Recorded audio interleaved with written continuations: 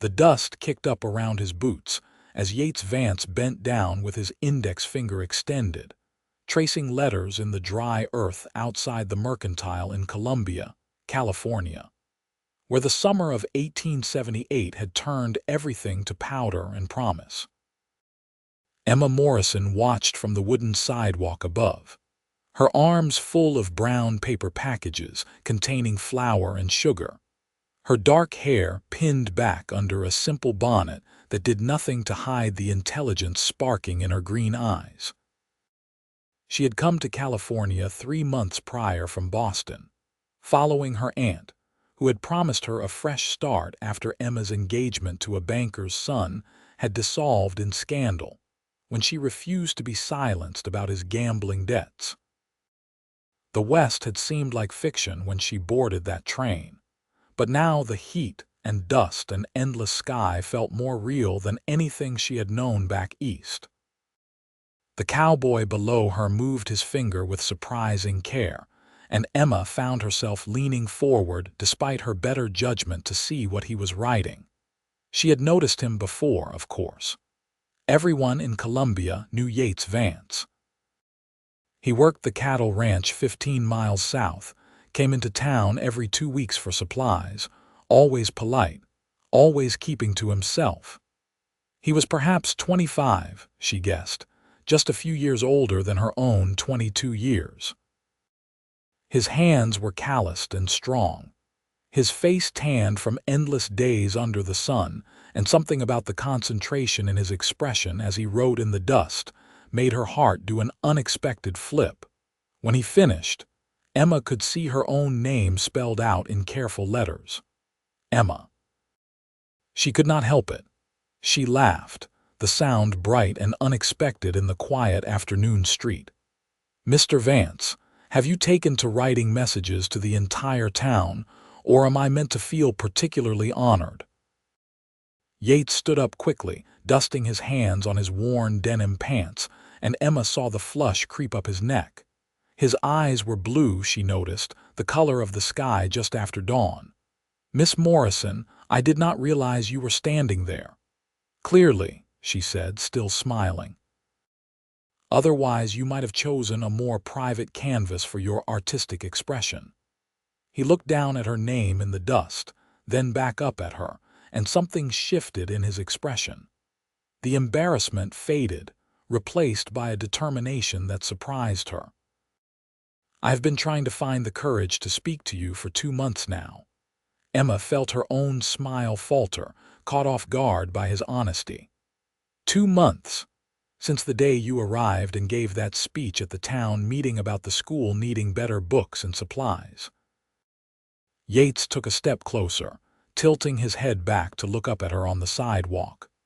"You were not afraid to speak your mind, even when half the men in the room wanted to dismiss you. I thought that took more courage than anything I had ever seen." She had not expected this. Emma had grown accustomed to men either being intimidated by her forthright nature or attempting to crush it entirely. "That is kind of you to say." "It is not kindness, it is truth." Yates gestured to her name in the dust. "But I suppose this is a foolish way to tell you that." Emma shifted the packages in her arms and made a decision that would have scandalized her mother back in Boston. "Would you help me carry these to my aunt's house, Mr. Vance? It is only 3 streets over, and perhaps we could speak more as we walk." His face lit up in a way that made him look younger, less weathered. "I would be honored, Miss Morrison." He climbed the steps to the sidewalk and took most of the packages from her arms with careful hands, and they began to walk together through the dusty streets of Columbia. The town was small but bustling, born from the gold rush days and now sustained by ranching and farming. False-fronted buildings lined the main street, and the sound of a piano drifted from the saloon even though it was barely past noon. "Why did you want to speak to me?" Emma asked as they walked, deciding that if he could be honest, she could be too. Yates was quiet for a moment, and she wondered if she had been too forward. But then he said, "Because you are different from anyone I have ever met." You came here alone, well, with your aunt, but you left everything behind to start fresh. That takes strength. And you are trying to make things better, not just for yourself, but for the children in the town who deserve an education. I admire that. I am hardly a saint, Emma said with a slight laugh. I left Boston because I caused quite the stir by refusing to marry a man my parents had chosen. I spoke publicly about his failings, which is apparently unforgivable for a woman of my station. Your former station, Yates corrected gently. Out here, we care more about what a person does than where they come from. Emma glanced at him. Is that truly how it is? Because I have noticed that many of the old prejudices followed people west. The Chinese workers are treated abominably, and I have seen how the few remaining native families are regarded. Yates nodded slowly. You are right. I should have said that is how it should be, not how it always is. But I try to judge people on their character, not on what others say they should be. They turned onto a quieter street where smaller houses sat back from the road, shaded by oak trees that had somehow survived the dry summer. Emma's aunt lived in a white-painted house with green shutters, modest but well-kept. This is generous of you, Emma said as they climbed the porch steps, especially since I mocked your dust writing. Yates set the packages down on the porch bench and turned to face her. The afternoon sun was behind him, casting his face partially in shadow. You did not mock it, not really. You laughed, and it was the best sound I have heard in a long time. He paused, and she could see him gathering courage again. Miss Morrison, Emma, if I may be so bold. I would like to court you properly, if you would allow it. I know I am just a ranch hand and you come from education and refinement, but I am a hard worker and an honest man, and I promise I would never try to silence you or make you into something you are not. Emma's heart was beating fast now. She barely knew this man, and yet something in his words rang true in a way that cut through all the proper courting rituals she had been raised with. Mr. Vance, Yates, I would like that very much. But I should be honest with you as well. I have no intention of becoming a demure wife who stays silent while men make all the decisions. If that is what you are looking for, you should write some other woman's name in the dust. Yates smiled then, a full, genuine smile that transformed his serious face. If I wanted a silent wife, I would not have written your name. The front door opened, and Emma's aunt appeared, a short, round woman with silver hair and sharp eyes. Emma, are you going to introduce me to this young man, or are you going to leave him standing on the porch all afternoon? Emma made the introductions, and Aunt Margaret invited Yates in for lemonade, which turned into an hour of conversation at the kitchen table. Emma learned that Yates had come to California from Kansas 5 years ago after his parents died of fever, that he had worked his way up from stable hand to one of the trusted men on the Morrison ranch, no relation to Emma despite the shared surname, and that he was saving money to eventually buy his own land.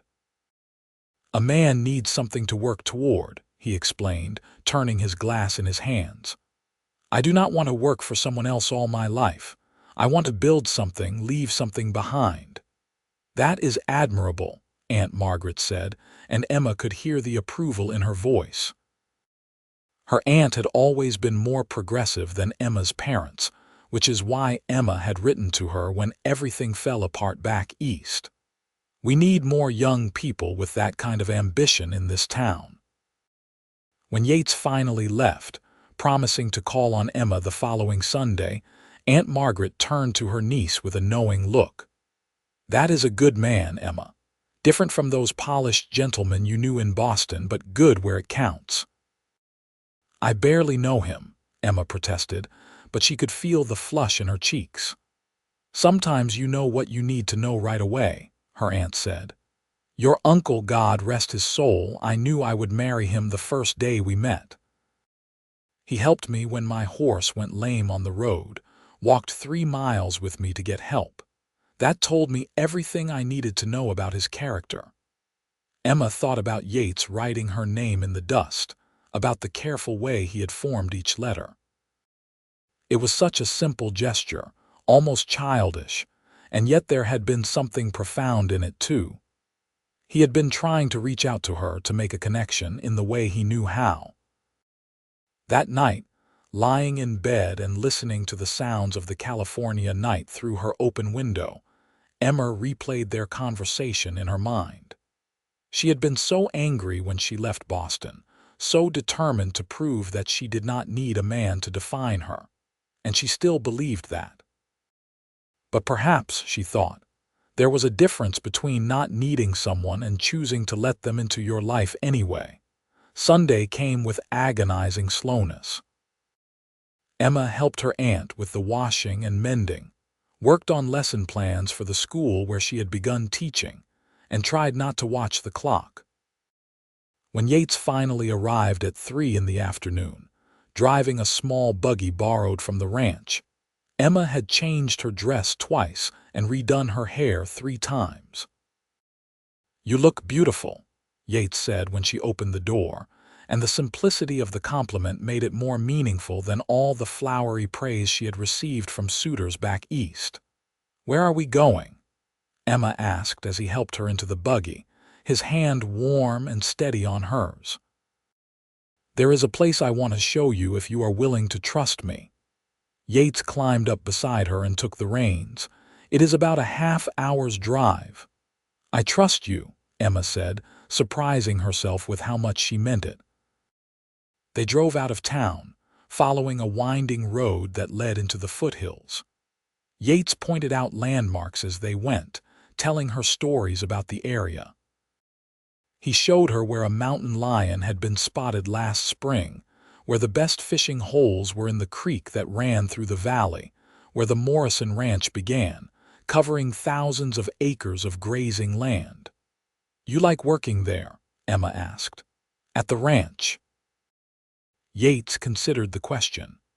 "Mr. Morrison is a fair boss and the work is honest, but like I said, I want something of my own someday. There is land available further north, near the Nevada border. It is rougher country, harder to work, but a man can file a claim and build something from nothing." "That sounds lonely," Emma observed. "It would be alone," Yates agreed. He glanced at her, then back at the road. "But I have been thinking that maybe I would not have to do it alone." Emma felt her breath catch. They had known each other for only a handful of days, and yet here they were, talking about futures and possibilities. It should have frightened her, but instead it felt right, like a door opening onto a path she had not known existed. Yates guided the buggy off the main road onto a narrow track that climbed through oak trees and manzanita bushes. Finally, they emerged onto a flat outcropping of rock that overlooked the entire valley. Emma gasped. She could see Columbia spread out below, small and neat as a child's toy town, and beyond it, the rolling hills covered in golden grass, and beyond that the blue shadows of the Sierra Nevada mountains. "This is where I come when I need to think," Yates said, setting the brake and jumping down. He came around to help Emma descend, his hands on her waist, steadying her. "I wanted you to see it." They stood together at the edge of the outcrop, and the wind that was too high to reach the valley floor played with Emma's hair and skirts. The sun was beginning its descent toward evening, painting everything in shades of gold and amber. "It is magnificent," Emma said softly. "Thank you for bringing me here." Yates turned to face her, and they were standing very close now. "Emma, I know this is fast. I know by all the rules of proper society I should spend months calling on you at your aunt's house, bringing flowers, making pleasant conversation about nothing important. But I have never been good at pretending or playing games. I am drawn to you in a way I cannot fully explain. You are intelligent and brave, and you speak your truth even when it costs you. I want to know everything about you. I want to hear your thoughts and your dreams and your fears. and I want to share mine with you." Emma looked up at him, at his honest blue eyes and sun-weathered face, and felt something shift inside her chest. "I feel the same way," she admitted. "It terrifies me, if I am being honest. I came here to be independent, to prove I did not need anyone. And now here you are, and I find myself wanting things I thought I had given up on." "You do not have to give up your independence," Yates said earnestly. "I do not want to own you or control you, Emma. I want to be your partner. I want us to build something together, whatever that looks like." "You say that now," Emma said, and she could hear the old hurt creeping into her voice. "But men often say such things during courtship and then expect something entirely different once vows are spoken." Yates was quiet for a long moment. Then he said, "What if I write it down? Make it a promise, witnessed and recorded." Emma almost laughed at the earnestness in his voice, but she could see he was serious. "You would do that?" "I would do whatever it takes to prove to you that I mean what I say." Yates looked around, then spotted a patch of dirt at the edge of the outcrop. He knelt down and began to write with his finger, the same way he had written her name in town. Emma watched as he carefully traced words into the dust. "I promise to honor Emma's mind and voice." When he stood up, there was dust on his knees and determination in his expression. Emma felt tears prick at her eyes, though she could not have said exactly why. It was such a simple gesture, words written in dirt that the next wind would erase, and yet it meant more to her than any grand declaration. "Yates Vance," she said, her voice not quite steady. "You wrote my name in the dust and I laughed, but now I am asking you to write something else." "What?" he asked. "Write your promise in your heart, not just in the dirt, because that is what I need. Not words that blow away, but a commitment that lasts." Yates stepped closer, close enough that Emma could feel the warmth of him. He raised his hand slowly, giving her time to pull away if she wanted, and gently touched her cheek. "It is already written there, Emma. It has been since that first day I saw you speak your mind in front of the whole town. I just did not have the courage to tell you until now." Emma closed the distance between them and kissed him.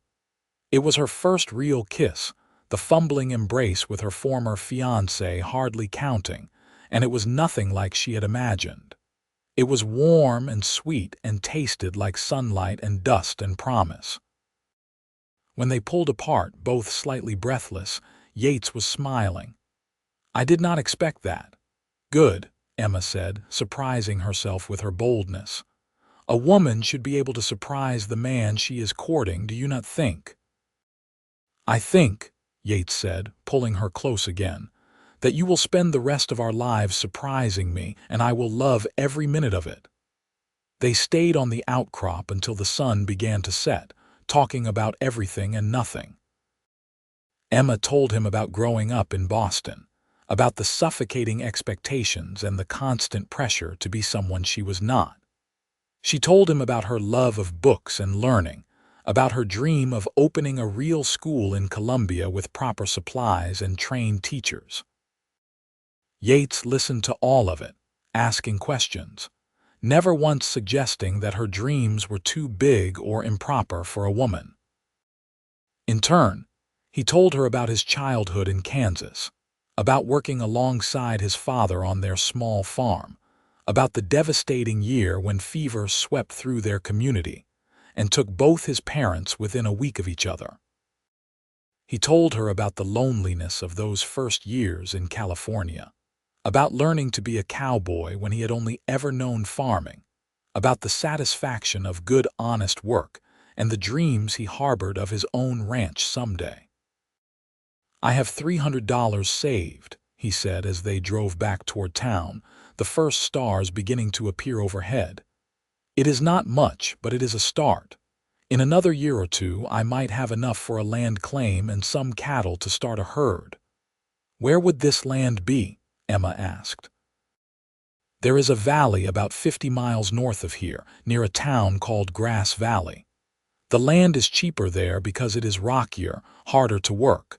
But there is water and good grazing if a man is willing to put in the effort. He glanced at her. Would you want to see it sometime? Yes, Emma said without hesitation. I would like that very much. When they reached Aunt Margaret's house, Yates walked Emma to the door but did not try to kiss her again, though Emma found herself wishing he would. May I call on you again? He asked. You had better, Emma replied. Now that you have written your promise in your heart, I intend to hold you to it. Yates grinned. I would expect nothing less, Miss Morrison. Over the following weeks, they settled into a pattern. Yates would drive into town whenever his work at the ranch allowed, usually twice a week, and they would spend time together. Sometimes they went on drives like that first Sunday, exploring the countryside. Sometimes they simply sat on Aunt Margaret's porch and talked. Emma introduced him to her students at the school, and Yates helped repair some broken desks and build new shelves for the meager book collection.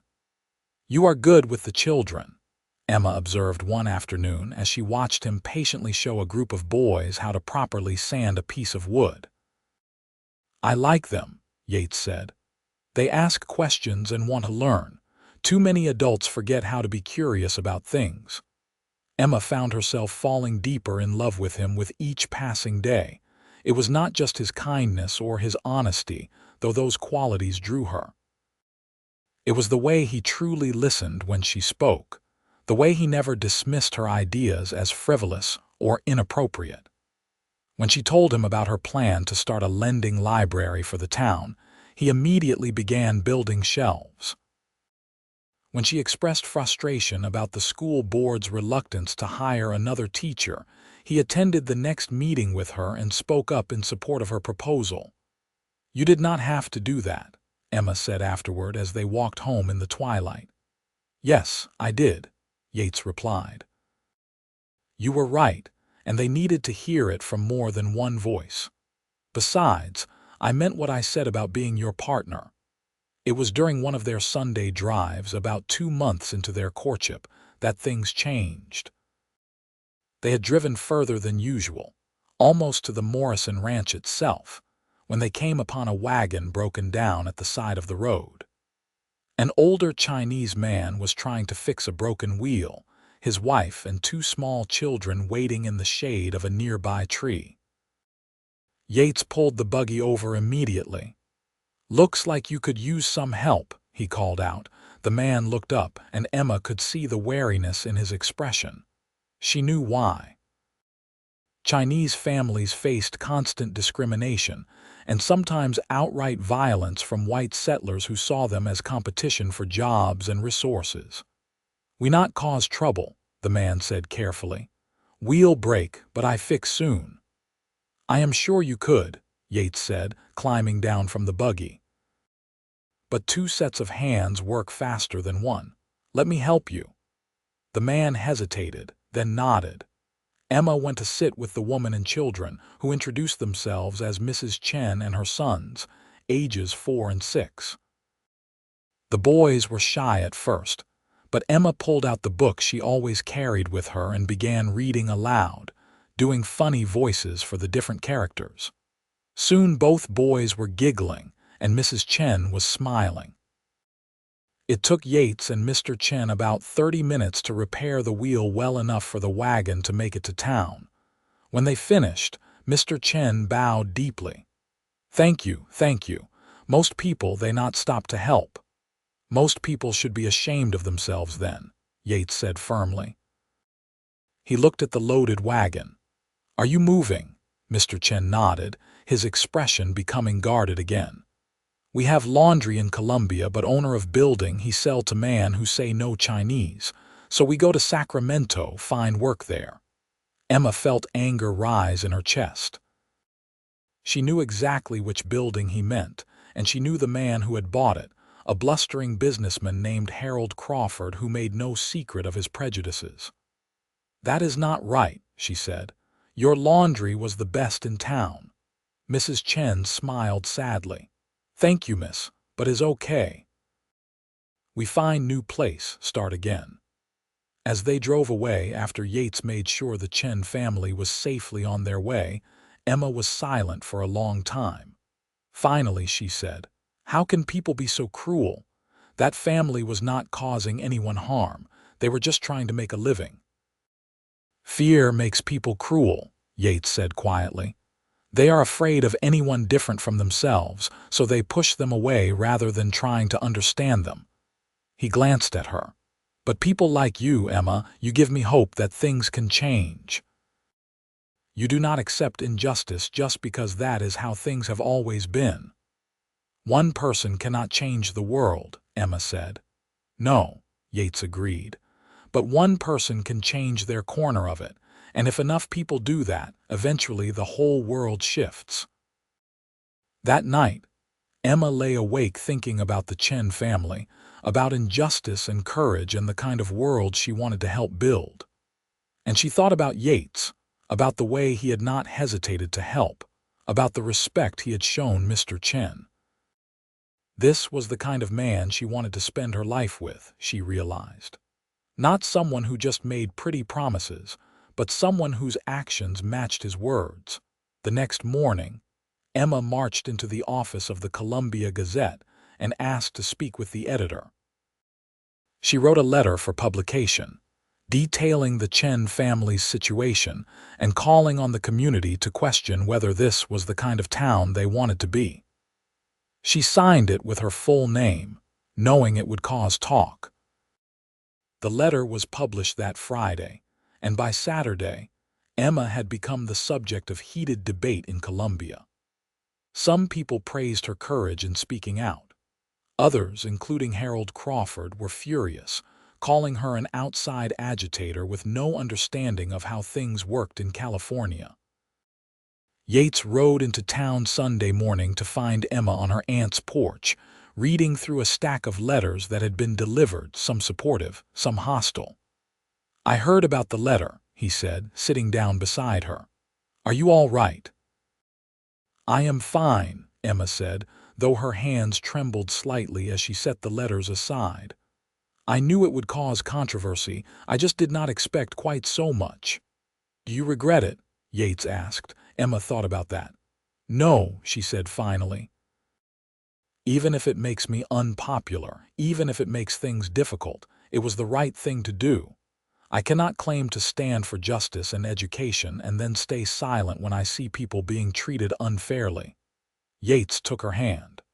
"I am proud of you, and I will stand with you no matter what comes." What came was a town meeting called for the following Tuesday evening. Emma arrived with Yates by her side and Aunt Margaret behind them, all three prepared for a fight. The meeting hall was packed, standing room only, with tensions running high. Harold Crawford stood up first, his face red with anger. "This is exactly what happens when you let women think they can have opinions on matters that do not concern them. Miss Morrison here has been in Columbia for barely 4 months, and she thinks she can tell us how to run our town." "I am not telling anyone how to run anything," Emma said, standing up despite the butterflies in her stomach. "I am simply asking us to consider whether we are living up to our own stated values. We claim to be a town built on hard work and opportunity. The Chen family embodied those values. They worked hard, paid their rent on time, caused no trouble. They were forced out because of prejudice, nothing more." "They take jobs from good American workers," someone called from the back. "They create jobs," Emma countered. "They provide a service." People chose to use their laundry because the quality was excellent and the prices were fair. That is how business works, or so I thought. The argument went back and forth for over an hour, with voices raised and tempers flaring. Emma held her ground, answering every challenge, refusing to back down. Yates stood beside her, not speaking unless directly addressed, but his presence was solid support. Finally, the mayor, an older man named Samuel Porter, raised his hand for quiet. "I think Miss Morrison has made some valid points," he said, his voice cutting through the noise. We may not all agree with how she made them, but she has given us something to think about. This meeting is adjourned." It was not the clear victory Emma had hoped for, but it was not a defeat either. As people filed out, several came up to shake her hand and thank her for speaking out. Others glared at her with open hostility. Emma tried to keep her head high, but she felt exhausted. Outside, in the cool evening air, Yates pulled her into a hug. "You were magnificent," he said against her hair. "I was terrified," Emma admitted. "I know, that is what made it courageous." Yates pulled back to look at her. "Emma Morrison, I am going to marry you someday if you will have me." Emma's heart skipped a beat. "That is a rather presumptuous statement, Mr. Vance." "I know," he said, grinning. "But I figured after you stood up to half the town, I should be brave enough to tell you what is in my heart." Emma stood on her toes and kissed him, right there on the street where anyone could see. When she pulled away, she was smiling. "Ask me properly when you have that land you have been saving for. I want to start our life together with the future already beginning, not waiting in the wings." "That might take another year or more," Yates warned. "I can wait," Emma said. "I have found something worth waiting for." The months that followed were not easy. Emma's letter and her stand at the town meeting had made her controversial. Some parents withdrew their children from her classes, though others enrolled new students specifically because they admired her courage. The school board debated whether to keep her on as a teacher, but Emma's students showed such improvement that even her critics had to admit she was effective. Yates continued to work at the Morrison ranch, saving every penny he could. They still saw each other twice a week, and those visits became the anchors of Emma's life. They talked about everything, dreamed together, made plans. Yates showed Emma how to ride a horse properly, and she taught him about literature and poetry, reading aloud to him on Sunday afternoons. In the spring of 1879, nearly a year after they met, Yates came to town with news. "I have enough," he said, barely able to contain his excitement. "I have enough for the land claim and enough left over for supplies and a small herd to start with." Emma felt her heart leap. "When will you file the claim?" "I am going to Grass Valley next week to start the process." Yates hesitated. "Emma, I know I said I would ask you properly when I had the land, but I realize now that I want you to be part of this decision. I want you to see the land before I claim it, to make sure it is something you can see yourself building a life on. Will you come with me? We would need a chaperone, of course. Perhaps your aunt would agree to travel with us." Aunt Margaret did agree, and 2 weeks later, the three of them set out in a wagon loaded with camping supplies for the 3-day journey to Grass Valley. The trip was an adventure, camping under the stars, cooking over open fires, traveling through country that grew progressively wilder and more beautiful. When they finally reached the valley Yates had spoken of, Emma understood why he had fallen in love with it. It was rougher than the land around Columbia, rockier and more heavily forested, but there was a wildness to it that called to something deep in her soul.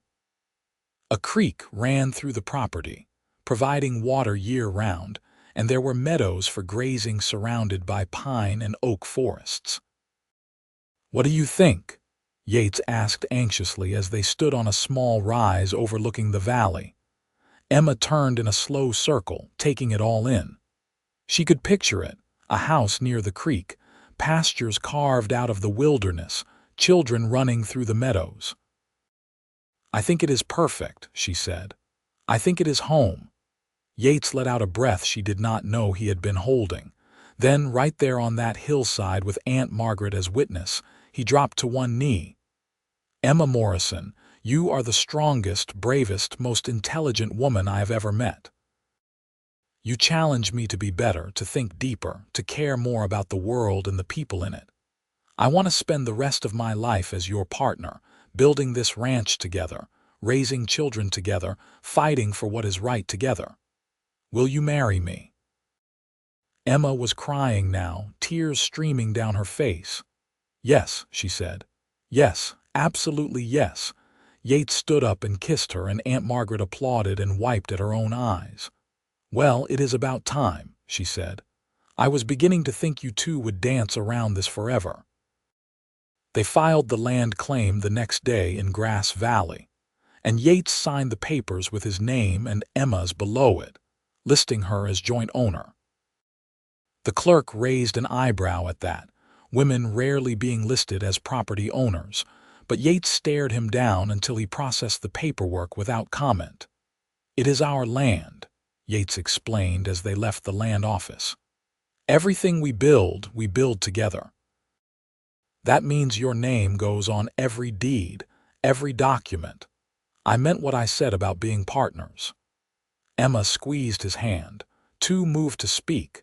They were married a month later, in June of 1879, in a simple ceremony at the church in Columbia. Emma wore a dress of pale blue silk that Aunt Margaret had helped her make, and Yates wore a new suit that he had purchased specially for the occasion. The ceremony was small, just close friends and family, but Emma had never felt happier. During their vows, when the preacher asked if Yates would honor and protect Emma, Yates added his own words. "I promise to honor not just Emma's person, but her mind and her voice. I promise to be her partner in all things, to listen when she speaks, and to stand with her even when her words make others uncomfortable. This I swear before God and these witnesses." There were some murmurs at that, non-traditional vows raising eyebrows, but Emma did not care. She knew he meant every word, because he had already spent a year showing her through his actions. After the wedding, there was a small reception at Aunt Margaret's house, and then Yates and Emma left in a wagon packed with supplies, heading north to their new land.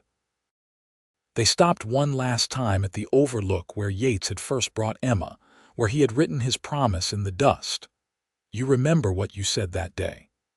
Emma asked as they stood looking out over the valley one last time before leaving it behind for their new home. "I remember every word," Yates said. "You told me to write it in my heart, not just in the dust." "And did you?" Yates pulled her close. "It is written so deep that nothing could ever erase it. You are written into every part of me, Emma. Every hope, every dream, every plan for the future has your name inscribed on it." Emma kissed him softly. "That is good, because you are written into me the same way. From the moment you bent down and traced my name in that dust, I think some part of me knew that you were meant to be mine." They reached their land 3 days later and set up a temporary camp while they began the work of building. It was hard, exhausting labor. They had to clear land for a house and barn, dig a well, build fences for the cattle Yates had purchased with the last of his savings. Emma worked alongside Yates every day, learning skills she had never imagined needing back in Boston. She learned to swing an axe, to hammer nails, to mix mortar. Her hands, once soft and used only to holding books and pens, became calloused and strong, but she had never felt more alive. Every board they nailed, every fence post they set, was building something that was theirs. When they were too exhausted to work anymore, they would sit by their campfire and talk about the future, about the ranch they would build, about the children they hoped to have. "How many children do you want?" Emma asked one night as they lay on their bedrolls looking up at the stars. "As many as you want to give me," Yates replied. "Though I hope we have at least one daughter who inherits your courage and your stubbornness. And I hope we have a son who inherits your kindness and your integrity," Emma said. She rolled over to face him. "Do you ever regret it, choosing this life instead of something easier?" "Never," Yates said without hesitation. "This is exactly where I am meant to be, with exactly who I am meant to be with." By late summer, they had completed a small cabin, just 3 rooms but solidly built and weatherproof. They dug a root cellar for storing vegetables and built a chicken coop. Yates rode to Grass Valley and returned with 6 hens and a rooster, and Emma laughed at how proud he was of this small flock. Their first winter on the ranch was hard. Snow came early and heavy that year, and there were weeks when they could not travel the 15 miles to Grass Valley for supplies. But they had prepared well, stocking the root cellar and laying in firewood, and they discovered that they enjoyed the enforced isolation. They read aloud to each other from the books Emma had brought. They planned improvements for the ranch. They talked and laughed and loved each other. In February, Emma realized she was pregnant. She told Yates one evening after dinner, simply and directly, "We are going to have a baby." Yates's face went through a series of expressions: shock, joy, and then worry. "Are you all right? Is everything okay? Should we go to town and find a doctor?" Emma laughed and took his hands. "I am fine. Women have been having babies since the beginning of time. But yes, when the snow clears, we should make arrangements with a midwife in Grass Valley." Yates pulled her into a careful embrace as if she might break. "I am going to be a father," he said wonderingly. "You are," Emma confirmed, "and I think you are going to be an excellent one." The baby was born in October of 1880, a healthy boy with his father's blue eyes and a powerful set of lungs. They named him Thomas, after Yates's father. Holding her son for the first time, Emma felt a surge of love so powerful it was almost frightening. This was what she had been searching for without knowing it, she realized. Not just romantic love, but this, a family of her choosing, a life of meaning and purpose. Yates was a devoted father from the first moment. He would walk Thomas around the cabin when he cried, singing old songs from his Kansas childhood. He built a cradle with his own hands, carving protective symbols into the wood. When Emma was exhausted from nighttime feedings, Yates would take the baby and tell him stories about the ranch they were building, about all the things they would do together when Thomas was older. The ranch slowly grew. Yates's cattle herd increased, and he began to develop a reputation for raising quality stock. Emma started a small garden that expanded every year, and she began teaching some of the children from neighboring ranches, holding classes in their cabin one day a week. It was not the formal school she had imagined back in Columbia, but it was something, a way to use her education to help others. 2 years after Thomas was born, Emma gave birth to a daughter, Sarah. She had her mother's dark hair and her father's determined chin. Thomas was fascinated by his baby sister, constantly wanting to help take care of her, bringing her wildflowers he had picked, singing her the songs Yates had sung to him. Life settled into a rhythm, the seasons marked by ranch work and family milestones. The cabin expanded, growing from 3 rooms to 6, becoming a proper house. They hired a few ranch hands to help with the growing herd. Emma's informal school became more formal, and families began sending their children to board at the ranch during the week so they could attend classes. On their 5th wedding anniversary, Yates took Emma back to the hill where he had proposed. They left the children with one of the ranch hands and rode out together in the early morning, arriving just as the sun came up over the mountains. "You remember what you said to me that first day?" Yates asked as they stood looking out over the land that had become so familiar. "When I wrote your name in the dust, I said you should write it in your heart instead," Emma replied. She was older now, her hands rough from work, her face touched by sun and wind, but she had never felt more beautiful than she did in those moments when Yates looked at her like she hung the moon. "You were right," Yates said. He pulled out a small leather journal from his saddlebag. "I started keeping this after we married. Every night before I go to sleep, I write down something from the day, some moment or memory I want to preserve. And you are on every page, Emma. Your name, your words, your courage, your love. You are written into the story of my life in a way that nothing could ever erase." Emma took the journal with trembling hands and opened it. Page after page of Yates's careful handwriting, chronicling their life together. The day Thomas was born, the first time Sarah smiled. The winter when they were snowed in and read the entirety of Shakespeare aloud to each other. 100 small moments that made up the fabric of their life. "Yates," she whispered, tears streaming down her face.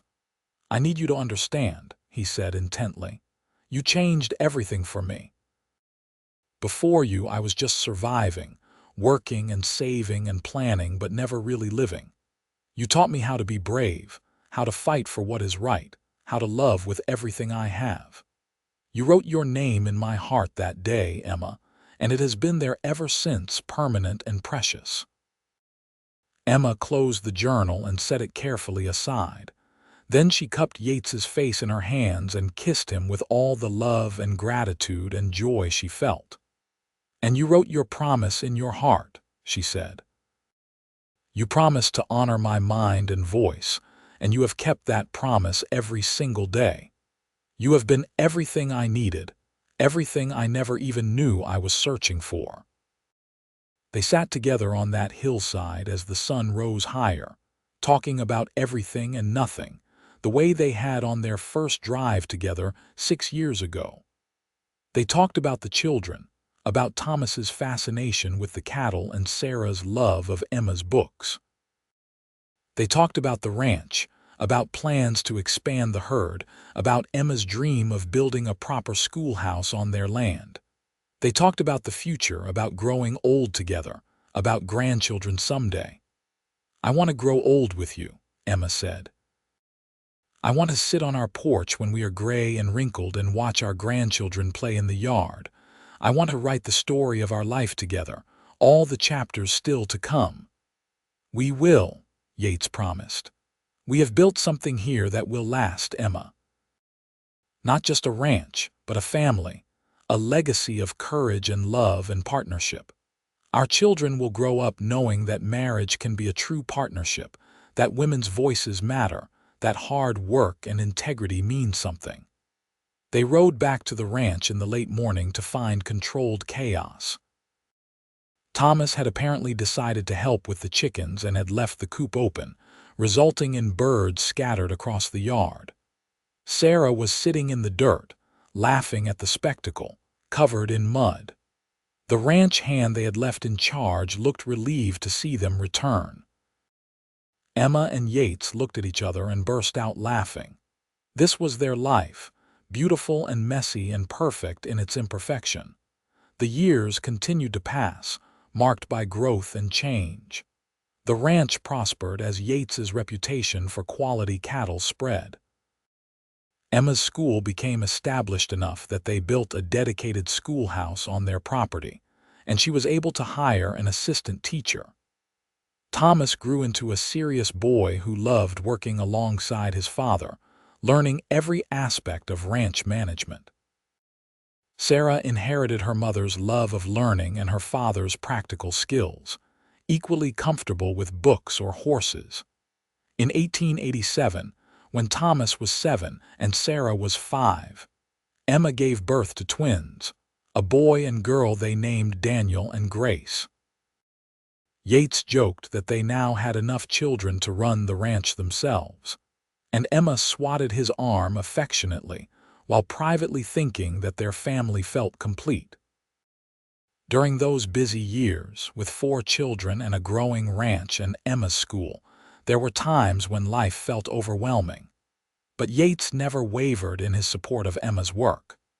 When she was up late grading papers, he would sit with her, helping where he could or just keeping her company. When she wanted to attend a territorial education conference in Sacramento, he managed the children and the ranch so she could go. When she came back fired up about new teaching methods and progressive education ideas, he listened and encouraged her, even helping her write letters to politicians advocating for better public education funding. "You never get tired of my causes, do you?"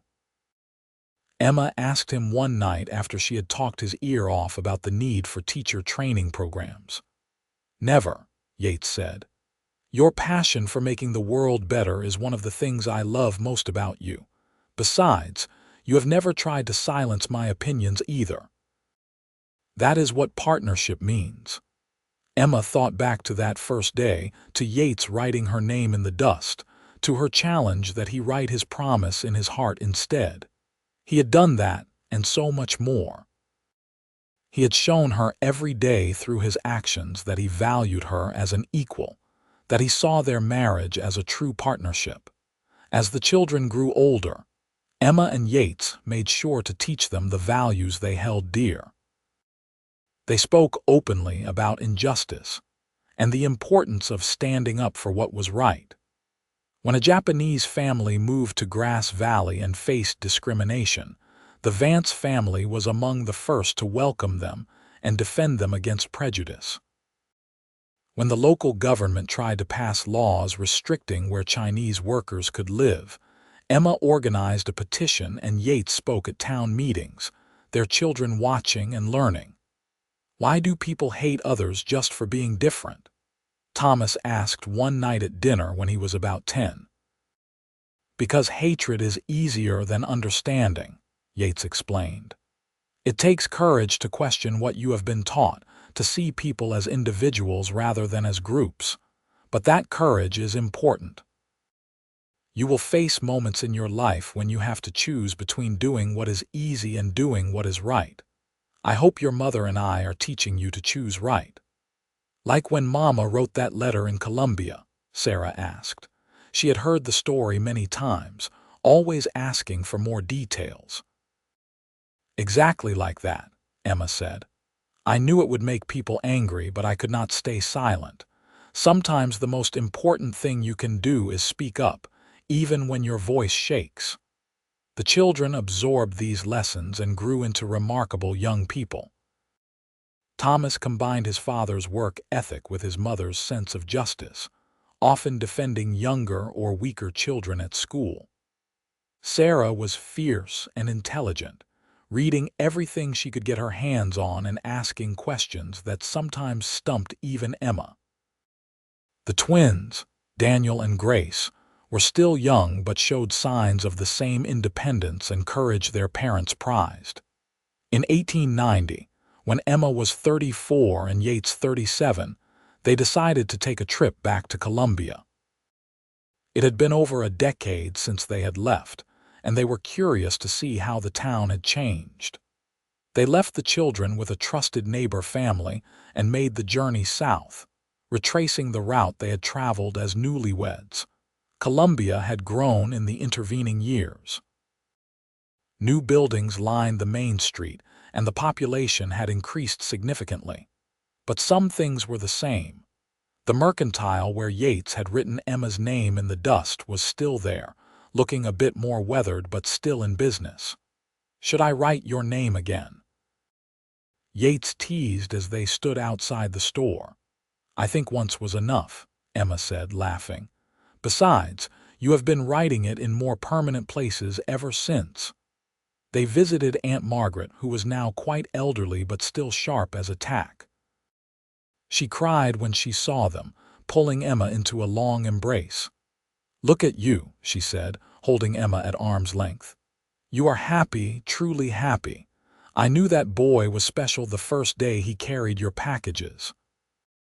They spent 3 days in Colombia, visiting old friends, seeing how the town had changed.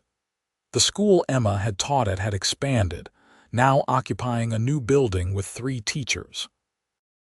The librarian, a young woman named Rebecca, had implemented many of Emma's ideas, creating a lending library and literacy programs for adults.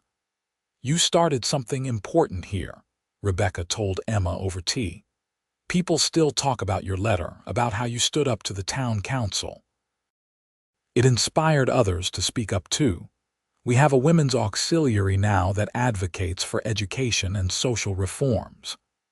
Emma felt a surge of pride. She had not changed the whole world, but she had changed her corner of it, just like Yates had said all those years ago.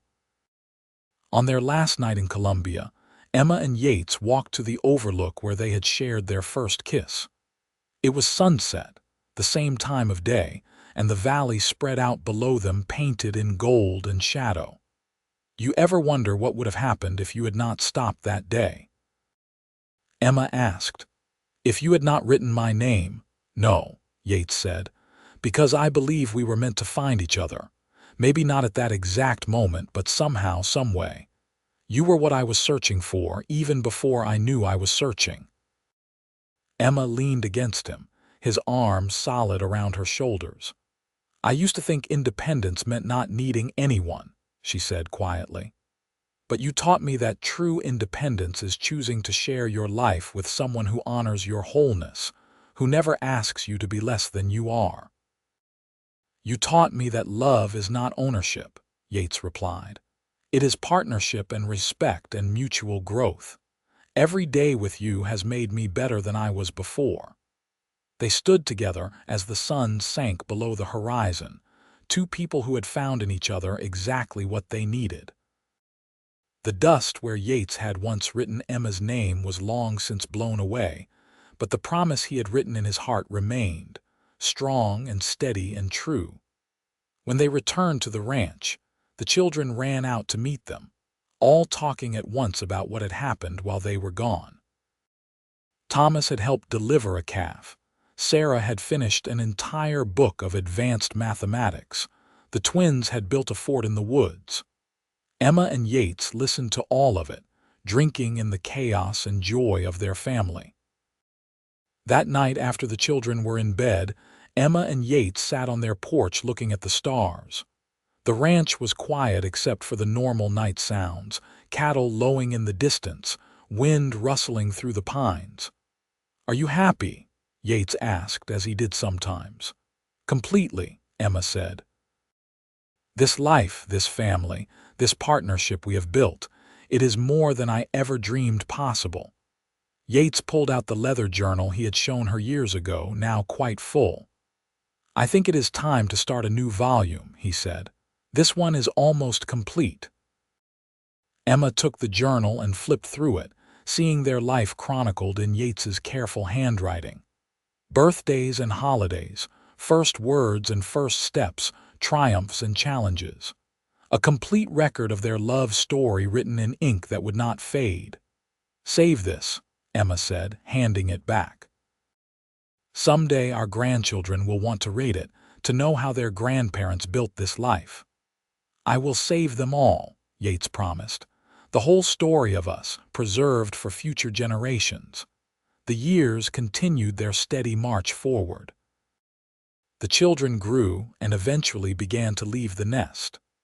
Thomas went to agricultural college and returned to help run the ranch, bringing with him a wife, a sensible young woman named Catherine who loved ranching as much as he did. Sarah became a teacher like her mother, eventually opening her own school in Sacramento, where she specialized in educating young women in science and mathematics. The twins, Daniel and Grace, were still finding their paths, but both showed the same determination and integrity their parents had instilled in them.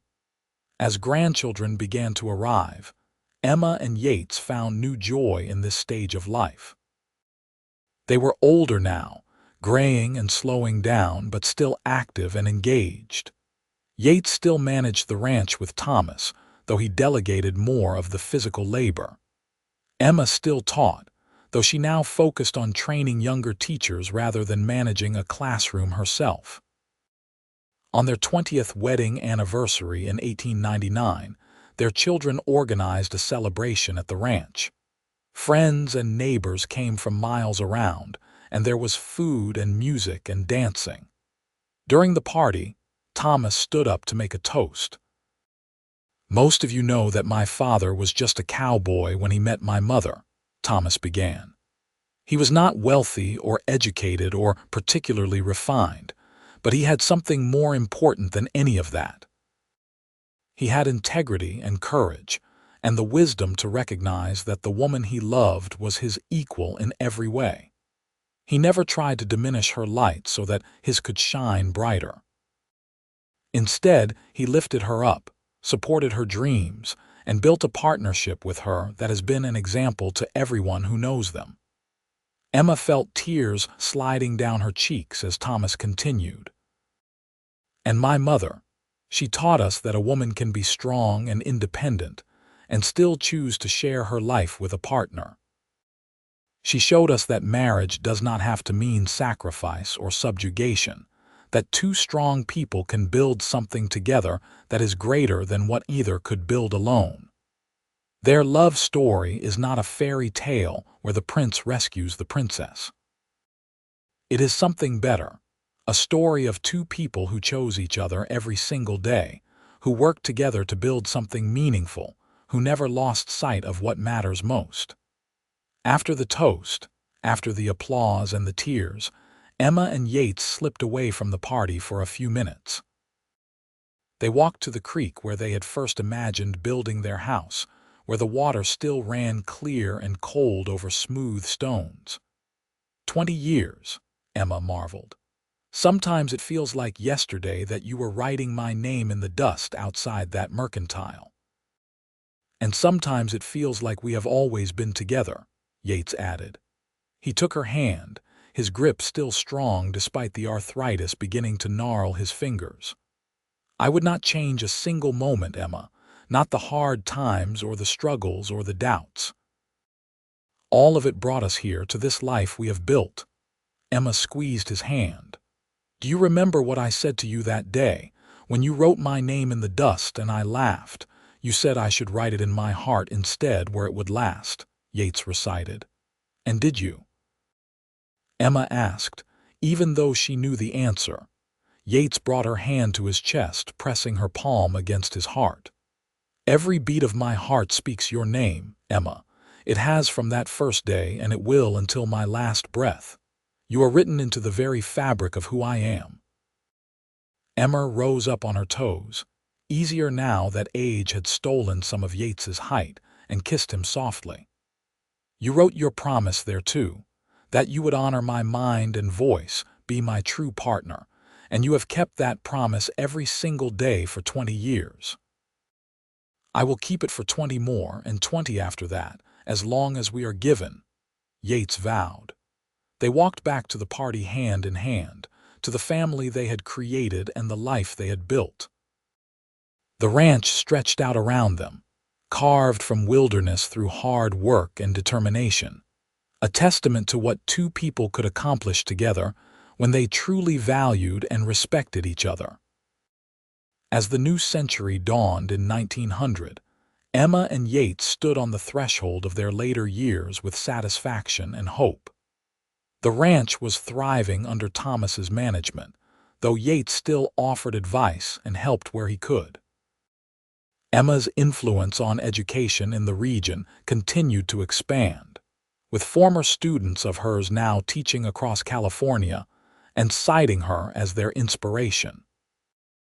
They began to write down their story more formally, not just Yates's daily journal entries, but a proper memoir that they worked on together. They wanted their children and grandchildren to understand not just what had happened, but why it had mattered, the choices they had made, and the values that had guided them. Emma wrote about her life in Boston, about the constraints that had suffocated her there, about the courage it had taken to leave everything familiar behind. She wrote about arriving in Colombia and feeling for the first time that she could breathe freely, that she could be herself without apology. And she wrote about Yates, about the cowboy who had seen her for who she truly was and loved her not despite her strength and independence, but because of it. Yates wrote about his early years in Kansas, about losing his parents and feeling adrift in the world. He wrote about coming to California and learning to be a cowboy, about the hard work and loneliness of those first years. And he wrote about the day he first saw Emma speak at that town meeting, about how her courage had inspired him to find his own, about how loving her had taught him what it truly meant to be a partner rather than a master. Together, they wrote about their courtship and marriage, about building the ranch from nothing, about raising children and facing challenges and growing old together. They wrote about the promise Yates had made that day on the Overlook, written first in dust and then in his heart, and about how Emma's challenge to make it permanent had shaped the entire course of their lives together. "What should we call it?" Emma asked one evening as they reviewed their work. "Our memoir," Yates thought for a moment. "How about written in the heart? Because that is what this is really about, the promises we make to each other and how we choose to keep them." Emma smiled. "Perfect. That is absolutely perfect." They finished the memoir in 1902 and had it printed by a small press in Sacramento. It was not a bestseller or widely distributed, but within their family and community it became treasured, a record of a love that had transformed not just two lives but many. As they aged, Emma and Yates remained deeply involved in their community. They continued to speak out against injustice, to support progressive causes, to live their values openly. When women's suffrage became a major political issue, Emma became a vocal advocate, writing letters and attending rallies even when she was well into her 60s. "Are you not too old for this fight?" a neighbor asked her once, half joking but half serious. "I am never too old to fight for what is right," Emma replied firmly. "Besides, I have granddaughters now. I want them to grow up in a world where their voices are heard and valued. How can I enjoy my comfortable old age knowing that I did not do everything I could to make that world a reality?" Yates accompanied her to suffrage rallies, standing in the crowd and cheering when she spoke. He was proud of her activism, and he made sure everyone knew it. More than once, he got into heated discussions with men who thought women had no business in politics, calmly but firmly arguing that women's perspectives were essential to good governance. Their partnership remained strong even as their bodies weakened with age. When Yates's arthritis made it hard for him to write, Emma took over the daily journal entries, recording their life in her flowing script. When Emma's eyes grew weak, Yates read aloud to her as she had once read to him, their roles reversing naturally as needs changed. In 1910, California granted women the right to vote, and Emma, at age 72, cast her first ballot with tears of joy streaming down her face. Yates stood beside her at the polling place, beaming with pride. "You helped make this happen," he said as they walked home together, both moving more slowly now but still hand in hand.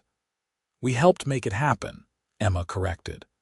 "You and all the other men who were willing to stand up and say that women deserve equal rights." Progress requires everyone, not just those who are directly affected. That evening, surrounded by children and grandchildren who had come to celebrate this historic moment, Emma raised a glass in a toast.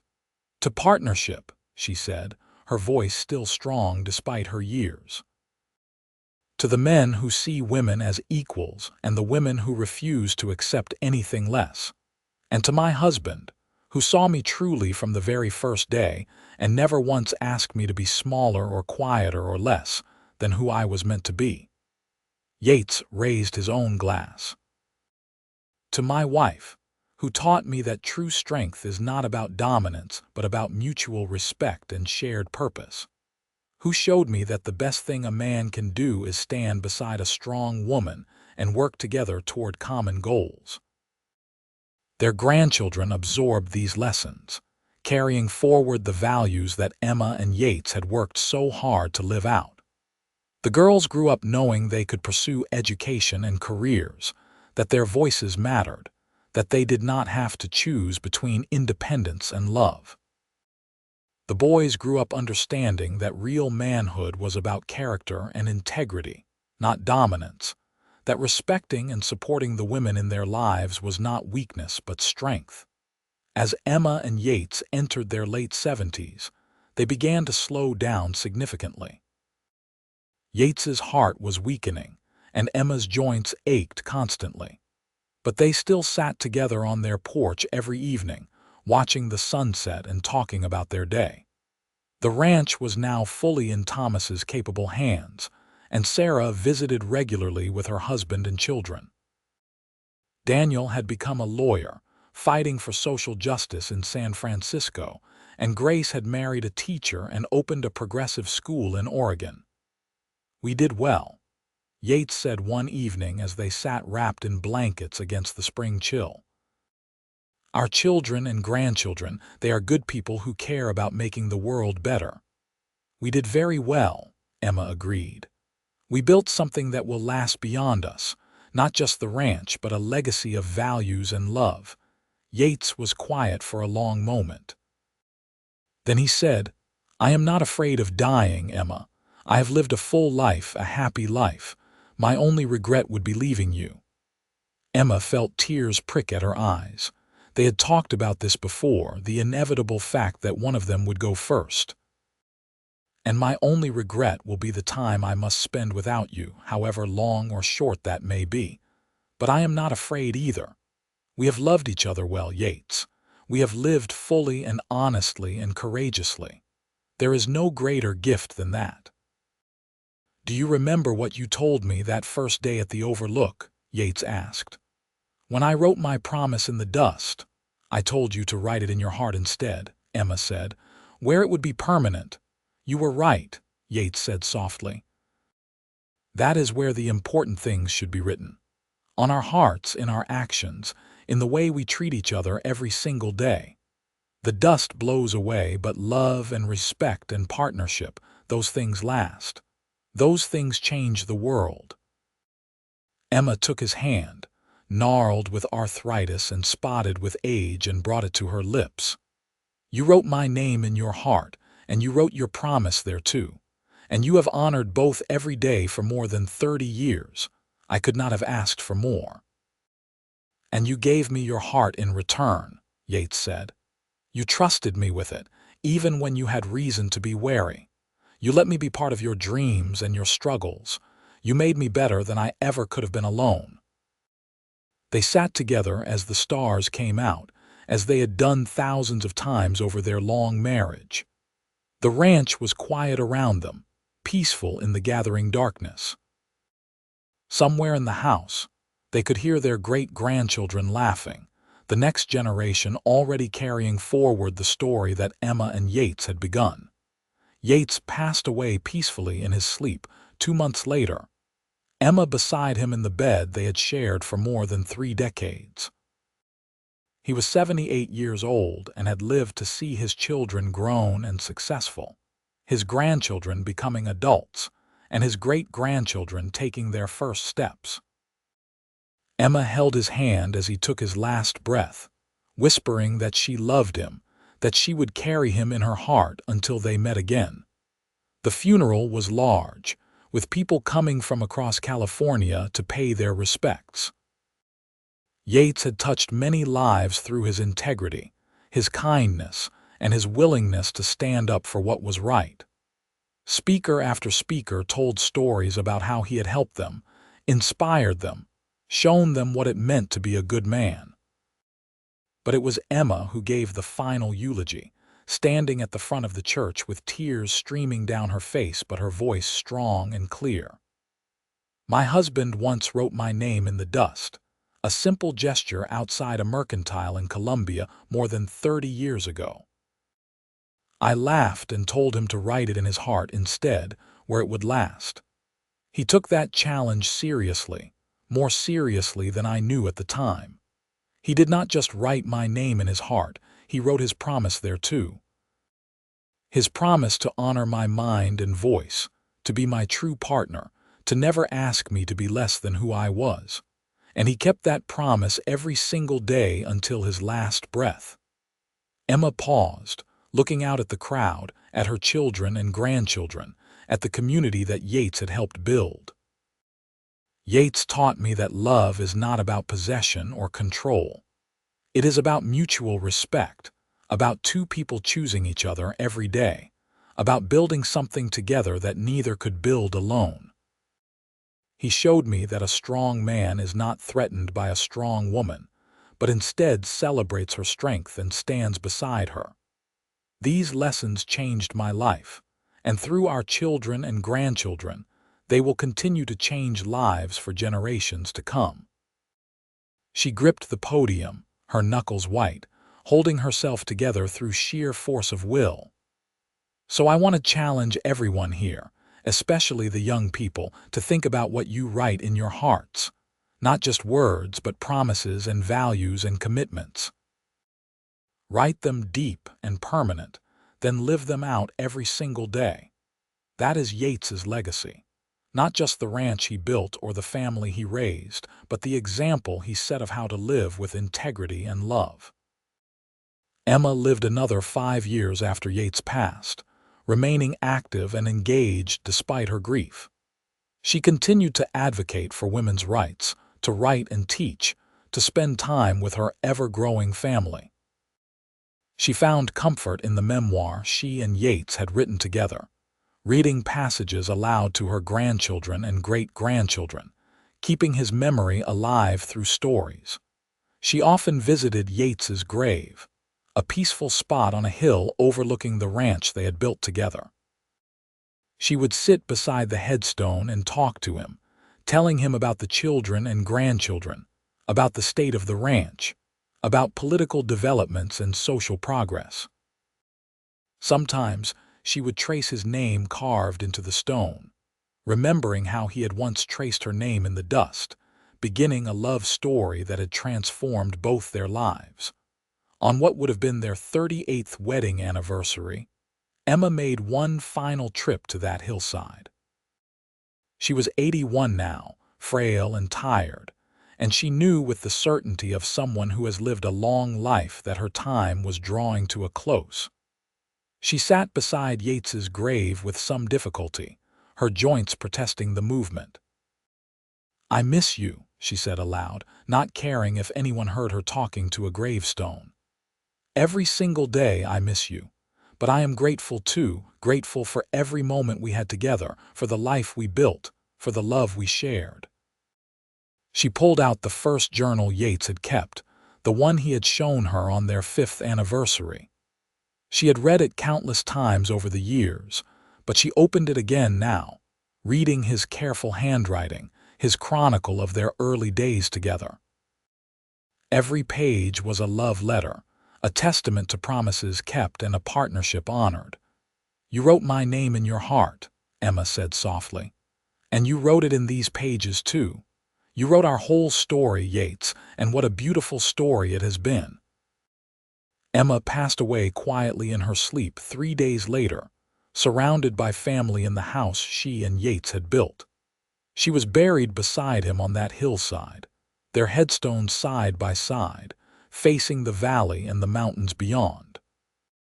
The inscription on her headstone, chosen by her children, read, "She laughed and told him to write it in his heart." He did, and built a life on that promise. In the years that followed, Emma and Yates's story became legend in the family. Their children made sure the journals and memoir were preserved, passed down through generations. The ranch continued to operate, managed by descendants who carried forward the values of integrity, hard work, and respect that their great-grandparents had embodied. Young couples in the family would visit those side-by-side graves and hear the story of how it all began, with a cowboy writing a name in the dust and a challenge to make promises permanent. They would learn about the partnership that Emma and Yates had built, about mutual respect and shared dreams, about standing up for justice even when it was difficult. The values that Emma and Yates had lived out continued to ripple forward through time. Their descendants became teachers and lawyers, activists and ranchers, politicians and artists, but all of them carried forward the belief that people should be judged by their character, that strong partnerships require mutual respect, that promises written in the heart matter more than grand gestures that fade away. The old cabin where Emma and Yates had spent their first years was preserved as part of the ranch, maintained by the family as a reminder of humble beginnings and hard work. Inside, carefully protected, were Yates's journals and the memoir they had written together, physical evidence of a love that had transformed not just two lives but many. And sometimes, on quiet evenings when the sun was setting over the valley, family members would stand on that hillside where Emma and Yates were buried and remember the lesson they had taught. That the most important things in life are not written in dust that blows away, but in hearts where they can last forever. That true love is not about possession but partnership. That promises made should be promises kept. That courage and integrity and mutual respect can build something beautiful that lasts for generations. The cowboy had written her name in the dust, and she had laughed and challenged him to write it in his heart instead. He had done exactly that, and in doing so, had written a love story that would never be forgotten, a legacy of partnership and respect that would continue to inspire long after both of them were gone. Their story was complete, from that first day outside the mercantile in Columbia to their final resting place on the hillside, a testament to what two people can build when they truly see each other as equals, when promises are taken seriously, when love is grounded in respect and mutual admiration. It was not a fairy tale of perfect romance, but something better.